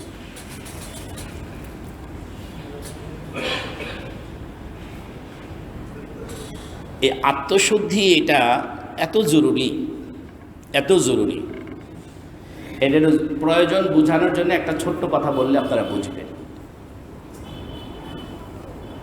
মানুষের শরীরে রোগ হয়, মানুষের শরীরে কি হয়? রোগ হয়। এই রোগের শেষ পরিণাম হলো মৃত্যু। রোগের শেষ পরিণাম কি? মৃত্যু। ক্যান্সার হলে পরিণাম কি? ডায়াবেটিস, এটাও মৃত্যু ঘটায়। আপনি যতগুলো জ্বরেও মানুষ এখন কি করছে? মারা যাচ্ছে। ঠান্ডা লেগেও মানুষ কি হচ্ছে? এই শারীরিক এই রোগগুলোর শেষ ঠিকানা কি? শেষ পরিণাম কি? কিন্তু এই আত্মশুদ্ধিটা মানে হলো এক ধরনের চিকিৎসা, সেটা হলো আত্মার চিকিৎসা। এই রোগের চিকিৎসা যদি না করেন তাহলে শেষ ঠিকানা জাহান্নাম। শেষ ঠিকানা কি? শরীরের রোগের চিকিৎসা না করলে মৃত্যু, আত্মার রোগের চিকিৎসা না করলে জাহান্নাম। এখন বলেন তো দেখি কোনটার চিকিৎসা করার বেশি জরুরি, শরীরের না আত্মার? কিন্তু আমাদের বড় আফসোস, আমরা শরীরের চিকিৎসা নিয়ে খুব বেশি ব্যস্ত, আত্মার চিকিৎসা নিয়ে আমাদের কারো কোনো রকমের চিন্তাই নেই। এটা যে চিকিৎসা করানো লাগে এটাও আমরা অনেকে জানি না। এটা যে চিকিৎসা করানো লাগে এটাই আমরা অনেকে কি করি না। এই আত্মার রোগের এই চিকিৎসা করানোটাকেই ইসলামী শরীয়তের পরিভাষায় বলা হয় তাজকিয়ায়ে নফস। কি বলে? এটাকে আরেকটা পরিভাষা হলো তাসাউফ। এটার আরেক পরিভাষা কি? তাসাউফ। এই তাসাউফের লাইনে যারা সাধনা করেন এদেরকে বলা হয় সুফি। এদেরকে কি বলে? সুফি। বাকি আফসোস এবং পরিতাপের বিষয় হলো এই তাসাউফ এবং এই সুফিবাদ যেটা, এটা একটা পর্যায়ে এসে সঠিক পথ থেকে বিচ্যুত হয়েছে। কি হয়েছে? সঠিক পথ থেকে কি হয়েছে? বিচ্যুত হয়েছে। কিছু গোমরা ব্যক্তির কারণে, কিছু পথচ্যুত ব্যক্তির কারণে এটাকে বিচ্যুত হয় না, এটাকে বিচ্যুত করা হয়েছে। ফলে এই বিচ্যুতি অংশ যখন আমাদের সামনে আসে, আমাদের শিক্ষিত মানুষগুলো যখন দেখে, তখন এরা এটাকে বলে হায় হায় তাসাউফ এত নোংরা জিনিস, তাসাউফ এত নোংরা জিনিস। এখন বর্তমান পৃথিবীতে যারা গাঁজা খায়, যারা চুল গোসল করে না, চুল এই এলোমেলো, এরকম কিছু ব্যক্তি আছে যারা নিজেদেরকে সুফি বলে। নিজেদেরকে কি বলে? সুফি বলে। আরেকজন তো সুফি সম্রাট হয়েই বসে আছে। কথা বুঝে আসে না? এই জাতীয় সম্রাটদেরকে দেখলে আমরা সাধারণ মুসলমানরা খুব বিপদে পড়ি। হায় হায়, এই সুফিবাদ যদি এটা হয়, আল্লাহরকে হাজার সালাম এই জাতীয় সুফিবাদ থেকে। প্রকৃত অর্থে তাসাউফ বা তাজকিয়ে নফস এটা শরীয়তের একটা অংশ এবং নবীজি সাল্লাল্লাহু আলাইহি ওয়াসাল্লামের নবুয়তি একটা দায়িত্ব। নবীজির কথা বলেন, নবুয়তি একটা দায়িত্ব। ইব্রাহিম আলা নবিয়িনা আলাইহিস সালাতু ওয়াস সালাম আল্লাহর কাছে দোয়া করলেন, আল্লাহ আমার বংশের মধ্যে আপনি একজন নবী পাঠান, যে নবীর 5 কাজ, এই 5 কাজ দিয়ে একজন নবী পাঠান, এই 5টা কাজ দিয়ে একজন নবী পাঠান। কি কাজ? 1 নাম্বার, তারা আপনার বান্দাদেরকে কোরআনে কারিমের তেলাওয়াত শেখাবে। 1 নম্বরে আপনার বান্দাদেরকে কি করবে? কোরআনে কারিমের তেলাওয়াত শেখাবে। 2 নাম্বার, তাদেরকে কোরআনে কারিমের তাফসির শেখাবে। 3 নাম্বার, তাদেরকে হাদিস শেখাবে। 4 নাম্বার, তাদেরকে ফিকহ শেখাবে। 5 নাম্বার, তাদেরকে আত্মশুদ্ধি করবে। কয় কাজ হলো? এই 5 কাজ দিয়ে একজন নবী পাঠানোর জন্য আল্লাহর কাছে কে দোয়া করলেন? ইব্রাহিম আলাইহিস সালাম। দোয়াটা কখন করছেন জানেন? ইব্রাহিম আলাইহিস সালামকে আল্লাহ পাক পরীক্ষা করছেন। পরীক্ষায় ইব্রাহিম আলাইহিস সালাম পাশ করছেন। পাশ করার পরে আল্লাহ পাক বলতেছেন, ইব্রাহিম তোমাকে আমি পরীক্ষা করছি, তুমি পাশ করছো, এবার তুমি বলো কি পুরস্কার চাও? বলেন না সুবহানাল্লাহ। কি বলতেছেন? তুমি পরীক্ষায় পাশ করছো, এখন তুমি বলো তুমি কি পুরস্কার চাও? পুরস্কার দেওয়ার 2টা নিয়ম আছে। একটা হলো বাবা নিজের পক্ষ থেকে ছেলেকে পুরস্কার দেয়, তুমি পরীক্ষা পাশ করছো, না এটা তোমার গিফট, পুরস্কার। মাদ্রাসাওয়ালারা বলে তুমি পরীক্ষা পাশ করছো, এটা তোমার পুরস্কার। স্কুল কর্তৃপক্ষ বলে তুমি পরীক্ষা পাশ করছো, এটা তোমার পুরস্কার। আবার অনেক সময় বাবারা ছেলেদেরকে বলে তুমি পরীক্ষায় পাশ করছো, বলো এবার তুমি কি চাও? কি বলি না? আল্লাহ রাব্বুল আলামিন ইব্রাহিম আলাইহিস সালামকে বললেন, আপনি পরীক্ষা পাশ করছেন, একটা পুরস্কার আমি দিলাম, জাআলনাকা লিন-নাসি ইমামা, আমি আপনাকে জাতির ইমাম বানাইলাম। এবার আরেকটা পুরস্কার আপনি এবার বলেন আপনি কি চান? তখন ইব্রাহিম আলাইহিস সালাম কাবা শরীফের চৌকাঠ ধরে আল্লাহর কাছে একটা দোয়া করছে, বলে আল্লাহ আমি চাই আমার বংশে একজন নবী পাঠাবেন, যে নবীর এই গুণ। আল্লাহ বললেন, ইব্রাহিম নবী আপনার দোয়া কবুল, আপনার দোয়া কবুল, আপনার বংশেই পাঠাবো ঠিক, কিন্তু দোয়াটা কবুল আল্লাহ করছেন, কিন্তু বাস্তবায়ন কি সাথে সাথে করছেন? বাস্তবায়ন সাথে সাথে করেন নাই। বাস্তবায়ন করতে গিয়ে মাঝখানে কয়েক হাজার বছর পার হয়েছে। হযরত মুহাম্মদুর রাসূলুল্লাহ সাল্লাল্লাহু আলাইহি সাল্লাম থেকে নিয়ে হযরত ইব্রাহিম পর্যন্ত 83টা পুরুষ, 83 জন মানুষ। কতজন? 83 জন, এক বর্ণনার মতে। তাহলে এখান থেকে আমরা একটা শিক্ষা এটা পাইলাম, আল্লাহ সব দোয়াই কবুল করেন। কোন কোন দোয়া আমরা নগদে পাই, কোন কোন দোয়া দেরিতে পাবো, কিন্তু দোয়া সবগুলোই কি করেন আল্লাহ। তা আল্লাহ পাক ইব্রাহিম আলাইহিস সালামের দোয়া কবুল করছেন। ইব্রাহিম আলাইহিস সালাম যেই সিরিয়ালে বলছেন, আল্লাহ বলতেছেন সিরিয়ালটা আমি একটু চেঞ্জ করে দিলাম। আল্লাহ কি করছেন? কথা বলেন না আপনারা। সিরিয়াল চেঞ্জ করছেন। সিরিয়াল চেঞ্জ করতে গিয়ে আল্লাহ 1 নম্বরে আনছেন কোরআনে কারিমের তেলাওয়াত। 1 নম্বরে কি? কোরআন শরীফের তেলাওয়াত। 2 নম্বরে আল্লাহ বলেন, 2 নম্বরে হলো তাজকিয়ে নফস। সুবহানাল্লাহ বললেন না? 2 নম্বরে কি বললেন? ইব্রাহিম আলাইহিস সালামের সিরিয়ালে ছিল 5 নাম্বার, আল্লাহ পাকের সিরিয়ালে কয় নাম্বার? 2 নাম্বার। এক নম্বর হলো কোরআনে কারিমের তিলাওয়াত, 2 নম্বর হলো তাজকিয়ে নফস। এবার আপনি বুঝেন যে এটার গুরুত্ব কত। কোরআনে কারিমের তিলাওয়াতের মাধ্যমে তাজকিয়ে নফস হয়, কোরআনে কারিমের তিলাওয়াতের মাধ্যমে তাজকিয়ে নফস হয়। রাসূল করিম সাল্লাল্লাহু আলাইহি ওয়াসাল্লামের নবুয়তি এই 5টা কাজ কতদিনের জন্য আল্লাহ নবীকে দিলেন? আপনারা জবাব দিয়েন আমার সাথে। কতদিন পর্যন্ত নবীজির এই নবুয়তি কাজ চলবে? নবীজির নবুয়ত যতদিন, কাজও ততদিন। আমাদের নবীর নবুয়ত যতদিন, কাজও কি ততদিন। নবীজির নবুয়ত কতদিন? শুধু কিয়ামত পর্যন্ত। কিয়ামত পর্যন্ত দুনিয়ার হিসেবে। এরপরে তো আমাদের নবীজির নবুয়তের শান থাকবে, কিন্তু নবুয়তের কার্যক্রম থাকবে না। কথা বুঝেন নাকি? আমাদের মৃত্যুর পরে নবীজির নবুয়তের শান থাকবে, কিন্তু কার্যক্রম ওখানে তো আর দাওয়াত দেওয়া লাগবে না। কবরে গেলে কি দাওয়াত আছে নাকি? আজানও নাই, নামাজও নাই। শরীয়তের যা বিধিবিধান সে কোন পর্যন্ত? মৃত্যু পর্যন্ত। তাহলে মৃত্যু পর্যন্ত যদি নবীজির এই নবুয়তি কার্যক্রম যদি অব্যাহত থাকে, নবীজির নবুয়ত যদি বেঁচে থাকে, তাহলে নবীজির এই আসমানি এই নবী এই 5টা কাজ কিয়ামত পর্যন্ত কি করবে? চলবে। আমার এই কথাকে আপনারা ক্লিয়ার? কারোর মধ্যে কোনো প্রশ্ন নাই তো আর? আচ্ছা, এবার আপনি বুঝেন। একটা কাজ হলো কোরআন শরীফের তেলাওয়াত শেখানো, একটা কাজ হলো তাজকিয়ে নফস করা, একটা কাজ হলো কোরআন তাফসির শেখানো, একটা কাজ হলো হাদিস শেখানো, একটা কাজ হলো ফিকহ শেখানো। ফিকহ মানে হলো মাসলা মাসাইল শেখানো, মাসআলা মাসাইল শেখানো। কথা বুঝতে পারছেন? এই মাসআলা মাসাইলটাকে ফিকহও বলে, এটাকে আবার সুন্নতও বলে। কি বলে? সুন্নত। সুন্নত বলা হয় ওইটাকে যেটার উপরে আমরা আমল করি। নবীজির সাথে সংশ্লিষ্ট সব কিছুকে হাদিস বলে। নবীজির যে সকল হাদিসের উপরে আমরা আমল করি এগুলোকে কি বলে? সুন্নত বলে। এই জন্য আমাদের নাম হলো আহলুস সুন্নাহ। আমরা সুন্নতওয়ালা। আমরা কি? সুন্নতওয়ালা। আমাদের নাম আহলুল হাদিস নয়। আহলুল হাদিস মানে হাদিসওয়ালা, আর আহলুস সুন্নাহ মানে সুন্নতওয়ালা। সব হাদিসের উপরে আমল করা যায় না, কিন্তু সব সুন্নতের উপরে আমল করা যায়। কথা বুঝতেছেন নাকি আমার? সব হাদিসের উপরে কি করা যায় না? আমল করা যায় না, কিন্তু সব সুন্নতের উপরে কি করা যায়? আমল করা যায়। এই সুন্নতটার আরেক নাম ফিকহ। সুন্নতের আরেক নাম কি? ফিকহ। কথা বুঝতে পারছেন? এটা হলো আমলি দিক। নবীজির এই 5টা কাজকে উম্মতের 5 তবকার মানুষ নিয়ে সামনে বাড়ছে, কিয়ামত পর্যন্ত চলতে থাকবে।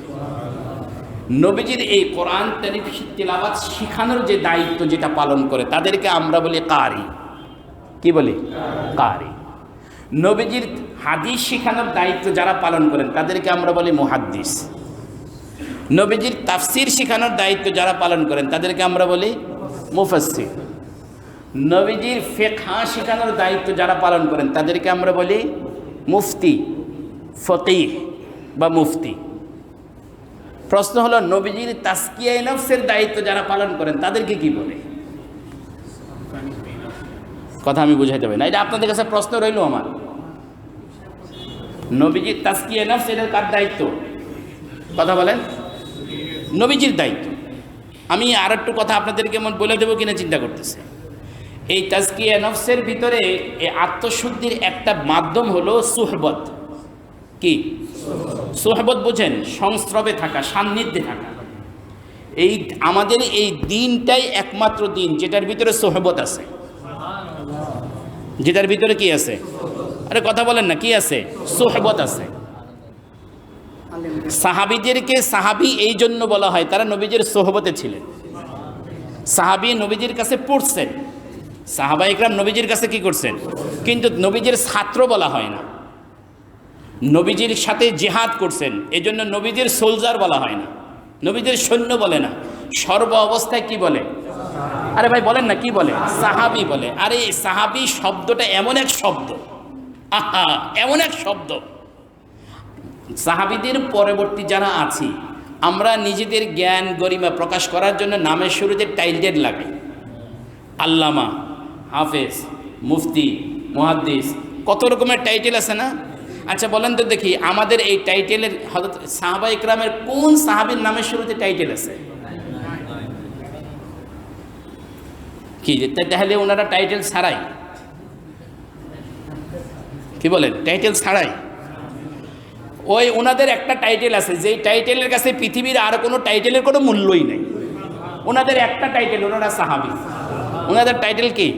সাহাবী। বলে এইটা এমন এক টাইটেল, পৃথিবীর আর সবাই মিলে যত টাইটেল আছে এই টাইটেলের কাছে কোনো মূল্য রাখে না।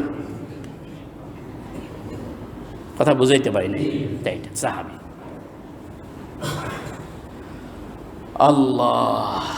আল্লাহ পাক বুঝার তৌফিক দান করেন। রাসূল করিম সাল্লাল্লাহু আলাইহি ওয়াসাল্লামের এই সাহাবীদেরকে সাহাবী বলা হয় এই কারণে যে নবীজির কি ছিলেন? সোহবতে ছিলেন, সংসর্গে ছিলেন। আর আমাদের নবীও একমাত্র নবী যিনি আল্লাহ পাকের সোহবত পাইছেন। এটা একটা কঠিন কথা বললাম, আপনারা বরদাস্ত করতে পারবেন না জানি না। কি বলছি? আল্লাহ পাকের মাইয়াত, সোহবত, কথা বুঝেন, সান্নিধ্য। দেখেন আদম আলাইহিস সালাম থেকে নিয়ে শুরু করে ঈসা আলাইহিস সালাম পর্যন্ত কোন নবী আল্লাহ পাকের সাথে একজন নবী শুধু কথা বলেছেন, একজন নবী শুধুমাত্র কি বলছেন। কিন্তু আমাদের নবী শুধু কথা বলেন নাই, আল্লাহ পাকের পাশে অবস্থান করেছেন। ফাকানা কাবা কাউসাইনি আও আদনা, ফাকানা কাবা কাউসাইনি আও আদনা ফাআউহা ইলা আবদিহি মা আওহা মা কাযাবাল ফুআদু মা রাআ আফাতুমারুনাহু আলা মা ইয়ারা। মেরাজের রাতে আল্লাহ পাক বলেন যে আল্লাহ বলেন আমি আর আমার হাবিবের মাঝে এক ধনুকের চেয়েও কম দূরত্ব ছিল। বলেন না আরেকজন নবী দেখান তো দেখি। এই জন্য এই দিনটা পরিপূর্ণ দিন, এই জন্য এই দিনটা পরিপূর্ণ দিন, যে এই দিন সর্বদিক থেকে পরিপূর্ণ, সর্বদিক থেকে পরিপূর্ণ। তো এই জন্য মানুষের হৃদয়ে কিছু রোগ হয়, মানুষের দুইটা জিনিসের সমন্বয়ে মানুষ তো, একটা রূহ একটা শরীর। শরীরে যেরকম কিছু রোগ হয়, মানুষের আত্মায়ও কিছু রোগ হয়। এই রোগগুলো যদি না সারান তাহলে জাহান্নাম। এই রোগগুলোর মধ্যে একটা রোগের নাম হলো অহংকার। একটা রোগের নাম কি? অহংকার। নবীজি বলেন এই রোগটা কত মারাত্মক রোগ জানেন? আমাদের শারীরিক রোগের মধ্যে সবচেয়ে মারাত্মক রোগ হলো এইডস। কি? যার কোনো চিকিৎসা এখনো কি করতে পারে নাই, আবিষ্কার করতে হয়নি। এরপরে আছে ক্যান্সার। হ্যাঁ, এরপরে ধারাবাহিকভাবে ডাক্তাররা ভালো জানবে। কিন্তু এই ক্যান্সার হলেও মানুষ কিছুদিন কেমো দিয়ে বাঁচে, টিকে। তো অহংকারটা এমন এক জিনিস, এটা যদি কারোর মধ্যে থাকে তাকে তার জাহান্নামে যাওয়া নিশ্চিত। বলেন না নাউযুবিল্লাহ। নবীজি বলেন মান কানা ফি কলবিহি মিসকালু যাররাতিন মিন কিবরিন, যার অন্তরের ভিতরে সরিষার দানার চেয়েও ছোট পরিমাণ যদি অহংকার থাকে, দাখালান নার, জাহান্নামে তার যাওয়া লাগবে। এবার বলেন এখন আমাদেরকে অহংকার কতটুকু দূর করা দরকার? হিংসা একটা রোগ, এটা এত বেশি চর্চা আমাদের মধ্যে চলছে এখন। এই হিংসার চর্চা এত বেশি চলছে, আল্লাহ আমাদেরকে হেফাজত করেন, সকলে বলে আমিন। যারা আমরা রাজনীতির ব্যানারে আছি তাদের এটা একটা আলাদা একটা ব্যানার। যারা রাজনীতি করি, আমাদের বাংলাদেশের রাজনীতিতে যারা জড়িত, তাদের জন্য হিংসা এটা রাজনীতির একটা অনেক বড় হাতিয়ার। মানে বক্তৃতার মঞ্চে দাঁড়ায়া অপরের বিরুদ্ধে না বললে ওনার রাজনীতির সফলতাই আসে না। হিংসা বিদ্বেষ না ছড়াইলে যেন সফলতাই আসে না। এই হিংসা নবীজি বলেন আগুন যেরকম কাঠকে খেয়ে কয়লা বানায় ফেলে, আগুন যেরকম কাঠকে খেয়ে কয়লা বানিয়ে ফেলে, ওই হিংসার আগুনে মানুষের নেক আমলগুলো এরকম জ্বলে যায়।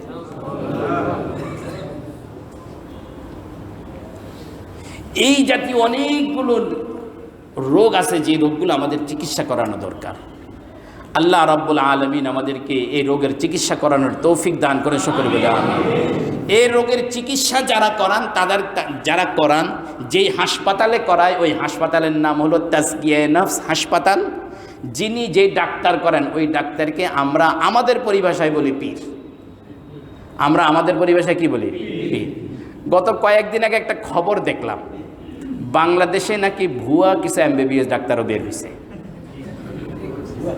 কথা বুঝেন নাই? মেডিকেলে পড়ালেখা করে নাই, কিন্তু তারা ডাক্তার, ভুয়া সার্টিফিকেটদারি ডাক্তার। হ্যাঁ, যদি দুনিয়ার মেডিকেল সায়েন্সের লাইনে যদি ভুয়া ডাক্তার বের হতে পারে, তাহলে আত্মার রোগেরও কিছু ভুয়া ডাক্তার আছে। আপনি ভুয়া ডাক্তারের কাছে গিয়ে প্রতারিত হইয়া অরিজিনাল FCPS ডাক্তারদেরকে আপনি গালিগালাজ করবেন, এটা বুদ্ধিমানের কাজ নয়, এটা বুদ্ধিমানের কাজ। আপনাকে বুঝতে হবে কোন ডাক্তার ভুয়া, কোন ডাক্তার অরিজিনাল, এটা আপনাকে বুঝতে হবে। এই জন্য আমি আপনাদের কাছে উদাত্ত আহ্বান রাখব যে আমরা সবাই আত্মার রোগের রোগী, আমরা সবাই আত্মার রোগের রোগী। আমাদেরকে মেডিকেলে ইমার্জেন্সি ভর্তি হওয়া দরকার, লাইফ সাপোর্টে রাখা দরকার, এরকম রোগী আমরা।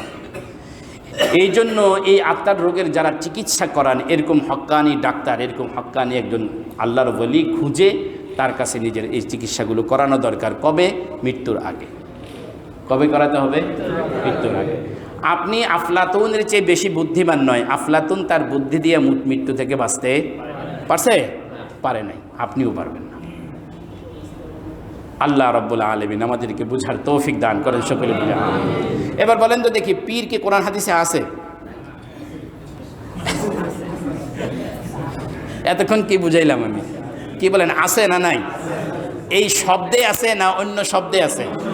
অন্য শব্দে আছে। শব্দ এটা নাই, কিন্তু কার্যক্রম যেটা সেটা কি আছে? আছে। যারা পালন করেন তাদেরকে আমরা আমাদের পরিভাষায় আমাদের বোঝার জন্য এভাবে আমরা বলি। কথা বুঝাইতে পারলাম? কিন্তু এই পথটা যেহেতু হক পথ, এই পথের মাধ্যমে এমন কাজ করা যায় যেটা অন্য কিছু দিয়ে করা যায় না। ও ভাই, এই তাসাউফের লাইনে বা তাজকিয়া নফসের মাধ্যমে এমন কিছু অসাধ্য সাধন করা যায়, অসাধ্য কাজ করা যায় যেটা অন্য কেউ করতে পারে না। আপনারা মাওলানা রুমির নাম শুনছেন? মসনবী রুমি। উনি রুমি হওয়ার আগের ঘটনা, মসনবী রুমি হওয়ার আগের ঘটনা। এখন তো আমরা কাগজ বইপত্র পাই প্রিন্টেড, যেগুলো পানি দিলে চলেন, লেখা মুছে না। কিন্তু আমরা ছোটোকালে কালির দোয়াত দিয়ে লিখছি, পানি পড়লে লেখাটা কি হয়ে যেত? মুছে যেত, ঠিক না? এখন তো প্রেস বের হয়েছে, একটা সময় প্রেস ছিল না, মানুষ হাতে লিখত। কি লিখত?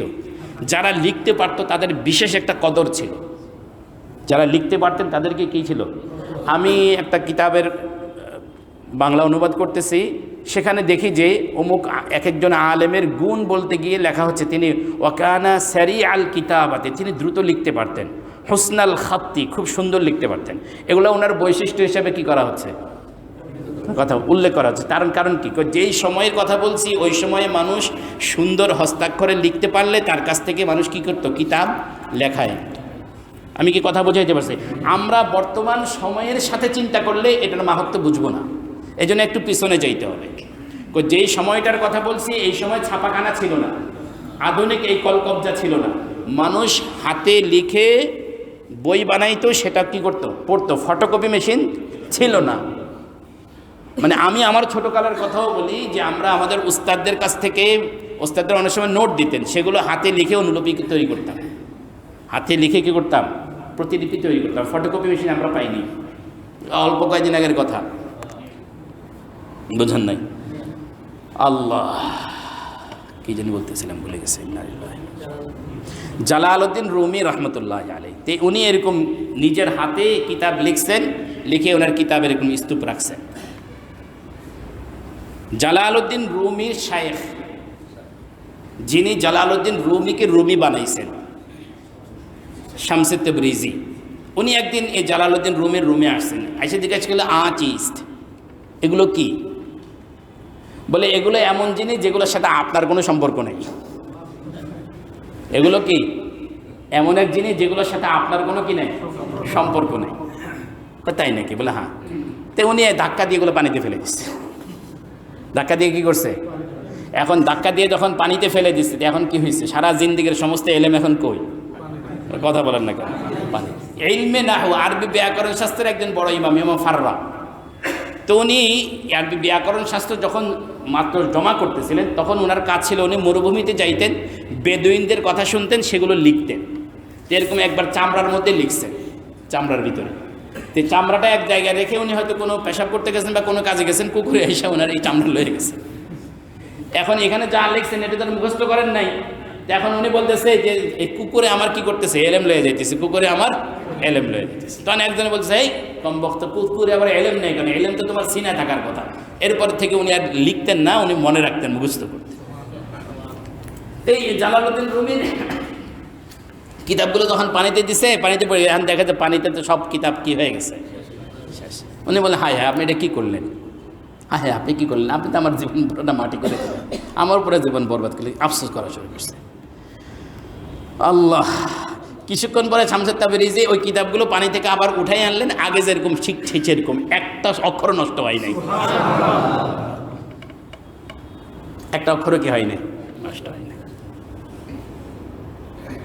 এখন জালালউদ্দিন রুমি কিতাবগুলো খুলে দেখেন, হ্যাঁ এ কি অবাক কাণ্ড, ম্যাজিকের মতো কথা।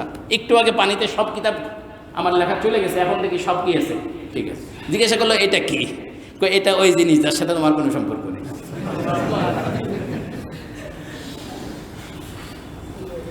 আল্লাহ, শামসুত তাবরিজি এর মাধ্যমে জালালউদ্দিন রুমি একটু অহংকার দেখাইতে চাইছেন, আমার কাছে এলেম আছে, আপনার কাছে কি নাই, এলেম নাই। শামসুত তাবরিজি দেখাইলে তোমার এই অহংকারের কোনো বেল নেই, তোমার এই অহংকারের কোনো কি নাই। বাস রুমি তখন শামসুত তাবরিজির খেদমতে শুরু হইল, বাস রুমি পুরা পৃথিবীতে রুমি হিসেবে আত্মপ্রকাশ করল। এবার বলতে গেলে অনেক বলা যাবে, আমি শুধু উদাহরণ হিসেবে, স্যাম্পল হিসেবে আপনাকে কিছু বললাম। আব্দুল কাদের জিলানী রহমতুল্লাহ আলী, আবুল হাসান আলী আল হুসাইনি আন-নাদবী রহমতুল্লাহ আলীর একটি কিতাব আছে রব্বানিয়াতুন লা রাহবানিয়াতুন, রব্বানিয়াতুন লা রাহবান। আপনারা দোয়া করেন ইনশাআল্লাহ বইটা বাংলায় আপনাদের কাছে আসবে, অনুবাদ শেষ হয়েছে। রব্বানিয়াতুন লা রাহবানিয়াতুনের মধ্যে লিখছে একটা সময় পৃথিবীতে নৈতিক অবক্ষয় দেখা দিয়েছে, নৈতিক অবক্ষয়। পৃথিবীর রাজা বাদশারা দুনিয়ার মুখে পড়ে গেল, চাটুকাররা তাদেরকে পাম দিতে শুরু করলো, এদেরকে চাটুকারিতা করে করে করে জাতিকে একদম রসাতলে নিয়ে গেল। সেই সময় এই অবক্ষয়ের এই স্রোতধারাকে বন্ধ করার জন্য, জাতিকে অবক্ষয় থেকে রক্ষা করার জন্য ওলামা ইকরাম বহু চেষ্টা করতে পারে নাই। ওলামা ইকরাম বহু চেষ্টা করছে, কি করে নাই, পারে নাই। তখন আল্লাহ রাব্বুল আলামিন এই জাতির এই অবক্ষয়ের স্রোতধারাকে বন্ধ করে দেওয়ার জন্য, রোধ করার জন্য আল্লাহ পাক শাইখ আব্দুল কাদের জিলানীকে তুললেন। আব্দুল কাদের জিলানী এই সয়লাবের মাঝে, এই প্রলয়ঙ্করী স্রোতের মাঝখানে দাঁড়ায় 50 বছর পর্যন্ত উম্মতকে হেদায়েত করেছেন। এবং আব্দুল কাদের জিলানী রহমতুল্লাহ আলাইহি থেকে যে ধারা যখন শুরু হলো, বলে আমরা জানি যে আমাদের আমরাও বাংলাদেশের মুসলমানরা এই জাতীয় ওলি আর বুজুর্গদের মাধ্যমে ইসলাম লাভ করছে। কথা বোঝেন না মনে আপনারা? শাহজালাল ইয়ামানের ঘটনাটা আপনারাই তো শুনান আমাদেরকে, কথা বোঝেন না? এই হলো তাজকিয়া নফসের এই ধারা। যখন দেখলো যে এই সমস্ত আল্লাহর ওলিদের মাধ্যমে মানুষ দ্বীনের পথে আবার ফিরে আসতেছে, তখন ইংরেজদের সাজেশ হলো, ব্রিটিশ বেনিয়াদের সাজেশ হলো যে এই পদ্ধতিটাকে কীভাবে কলঙ্কিত করা যায়। আমাদের কওমি মাদ্রাসার মাধ্যমে যখন হক্কানি উলামা ইকরাম যখন তৈরি হওয়া শুরু হলো, বাংলাদেশে যখন সত্যিকার অর্থের আদর্শ নাগরিক তৈরি হওয়ার পথ চালু হলো, তখন কওমি মাদ্রাসার বিরুদ্ধে যত রকমের অপবাদ ছিল, যত রকমের নাটক ছিল, সব সাজাইল। সাজাই নাই? সাজাইছে। একটা পর্যায়ে পরে সত্য মানুষের সামনে কি হয়েছে, ভেসে উঠছে কি উঠে নাই? উঠছে। ওই ঠিক তেমনিভাবে এই পদ্ধতিটাকেও কলঙ্কিত করার চেষ্টা করা হয়েছে, এবং এর ভিতরে যেই পরিমাণ ক্লেদাক্ততা, যেই পরিমাণ নষ্টামি ঢুকিয়ে দিছে, এটা থেকে এখনও আমরা জাতি বেরিয়ে আসতে পারি। যার কারণে আমরা অনেকেই এই তাসাউফের এই লাইনটাকে, তাজকিয়া নফসের এই লাইনটাকে আমরা একটু বাঁকা চোখে দেখি। অনেকেই প্রশ্ন করে কোরআন হাদিসের কোন জায়গায় লিখছে, পীর শব্দটা কোথায় আছে, এ জাতীয় অনেক কথা আমরা বলি। এটার জন্য লম্বা আলোচনা দরকার। আমি এই সংক্ষিপ্ত সময়ে আপনাদেরকে মৌলিক কথাটুকু বোঝানোর চেষ্টা করছি। আশা করি মৌলিক বিষয়টা আপনাদের ধ্যানে চলে আসছে। আল্লাহ রাব্বুল আলামিন আমাদেরকে বুঝার তৌফিক দান করেন, সকলে বলি আমিন। শরীরের রোগের চিকিৎসা না করলে ফলাফল মৃত্যু। আত্মার রোগের চিকিৎসা না করলে ফলাফল, এখন জাহান্নামে যাইতে তো আমরা কেউ রাজি নেই। সুতরাং আমাদের সকলের এই চিকিৎসা করা দরকার।